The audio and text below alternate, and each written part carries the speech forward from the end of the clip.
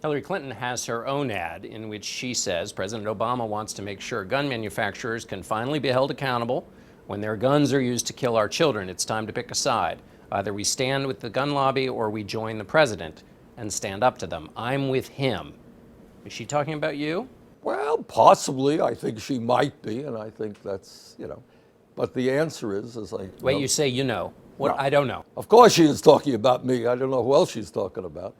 But the answer, of course, to that is, as she well knows, I have a D- voting record from the NRA. I probably lost an election, statewide election here in Vermont, because I was the only candidate who said back in 1988 that we should ban certain types of assault weapons that are sold for military purposes, and that I, of course, strongly support the president in his executive order to make sure that guns do not fall into the hands of people who should not have them. She is talking about the liability provision, whether gun manufacturers should have special liability. There is a House bill by Adam Schiff, and there's also a Senate version of that repeals the 2005 law that shields gun manufacturers. Would you support that? We're going to take a hard look at that. And what I have said before is there are a number of provisions in the original bill that I voted for that I'm not crazy about, and I want to see changed. There were some provisions in there, including safety locks to protect children, armor-piercing ammunition that I think must stay in that bill. I want to make sure the police don't get killed by these kinds of ammunition.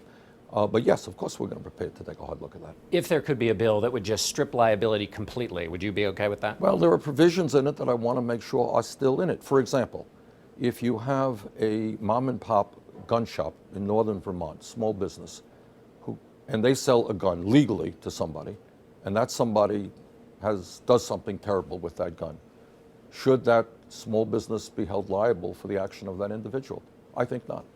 Do you think that some people are trying to use the removal of this liability protection as a way to basically a backdoor to put gun manufacturers out of business? Well, again, that's an interesting question, and I can't give you a full answer. But once again, if you are a small gun shop owner in Vermont or rural America, and you sell legally, somebody goes through an instant background check and legally sells a gun to somebody who goes through, the background check, and that person then does something terrible, should you hold that small gun shop owner liable? Frankly, I don't think so. I think that's wrong.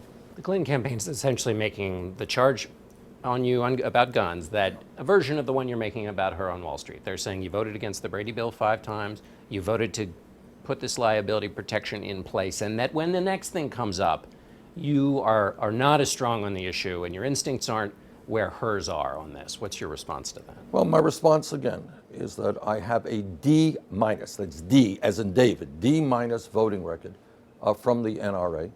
I have voted to strengthen and expand the instant background checks. I voted to do away with the gun show loophole. I voted to ban assault-type weapons. And I now believe that we have to move very vigorously in terms of this straw man situation where people are buying guns legally and then selling them to criminals. I think my record is very strong. Let me tell you something else. Coming from a rural state, which has virtually no gun control at all, I think I am in the strongest position of any candidate to bring about the consensus that is needed in this country, where the vast majority of the people are saying, you know what, guns should not fall into the hands of people who should not have them, people with criminal backgrounds, people who are mentally unstable. Given your relationship with gun owners, what do liberals not understand about gun culture? Well, they don't, maybe some of them don't understand that in a rural state, not just Vermont, not just New Hampshire, but all over this country, you have husbands and wives and kids who go out and they hunt. And it is a way of life in my state. A majority of the people in my state own guns. Vast majority, 99.9% of gun owners are not criminals. They don't use their guns in illegal ways.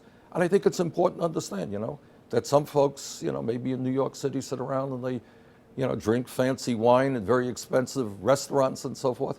Other people go out into the countryside and they enjoy that environment. It's part of our way of life, and that should be respected. Gun purchases have gone up quite a lot. That's not just all hunters. No, that's right. There's no question about it. I think there's a lot of fear in this country. What we saw in San Bernardino touched a lot of fear. But look, I would say, no question, when you have 30,000 people a year who are killed as a result of guns, many suicides, but we've seen these terrible mass murders, you know what? It is a very important issue.